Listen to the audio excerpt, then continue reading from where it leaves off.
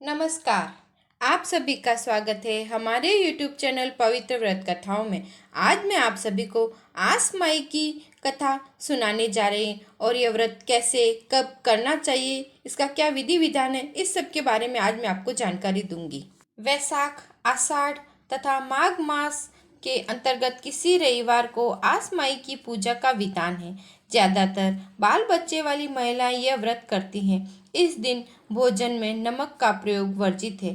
तांबुल पर सफेद चंदन से पुतली बनाकर 4 कौड़ियां रखकर पूजा की जाती है। इसके समीप में चौक पूर कर उस पर कलश स्थापित किया जाता है। उसी के पास आस माई की स्थापना की जाती है। पूजन के बाद पंडित 12 गोटी वाला मांगलिक सूत्र व्रत करने वाली महिला को देता है और भोग लगाने से पहले मांगलिक सूत्र को धारण करना आवश्यक है।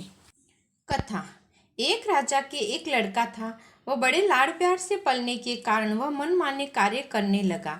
प्राय पनघट पर बैठकर पनिहारियों के गुलेर से मटकियां फोड़ दिया करता था। राजा की आज्ञा निकाली गई कि पनघट पर कोई भी मिट्टी का घड़ा लेकर न जाएगा।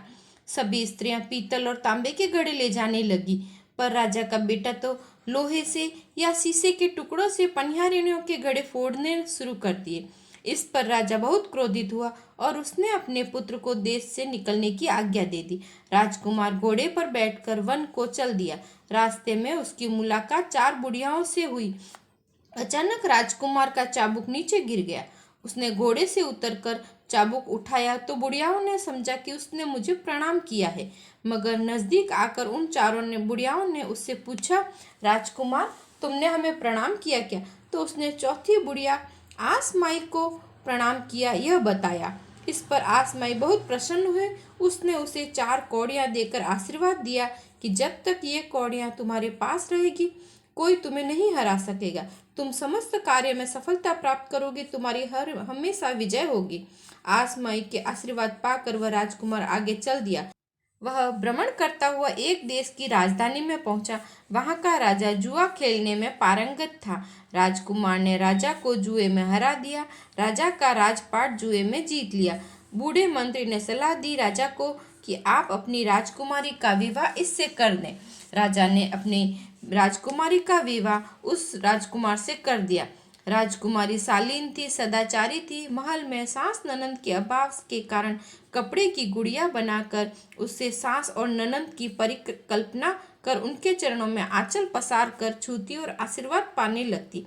एक दिन यह सब करते हुए राजकुमार ने उसे देख लिया। पूछा, तुम ये क्या करती हो? राजकुमारी ने सास और ननंद की सेवा करने की इच्छा बताई। इस पर राजकुमार सेना लेकर अपने घर की ओर चल दिया। अपने पिता के यहाँ पहुंचने पर उसने देखा कि उसके माता पिता निरंतर रोते रहने के कारण अंधे हो गए हैं। पुत्र का समाचार पाकर राजा रानी बहुत प्रसन्न हुए। महल में प्रवेश करने पर बहू ने सास के चरण छुए और सास ने बहू को आशीर्वाद दिया। कुछ दिनों बाद आशीर्वाद पाकर एक सुंदर पुत्र को जन्म दिया। आस माई की कृपा से राजा रानी के नेत्रों की ज्योति लौट आई और उसके सारे कष्ट दूर हो गए। जय आस माई की। आप सभी को मेरी कथा पसंद आई हो तो प्लीज़ लाइक, शेयर, सब्सक्राइब कीजिए और कमेंट बॉक्स में डालिए कोई नई कथा सुनना चाहते हैं। धन्यवाद। जय श्री कृष्ण।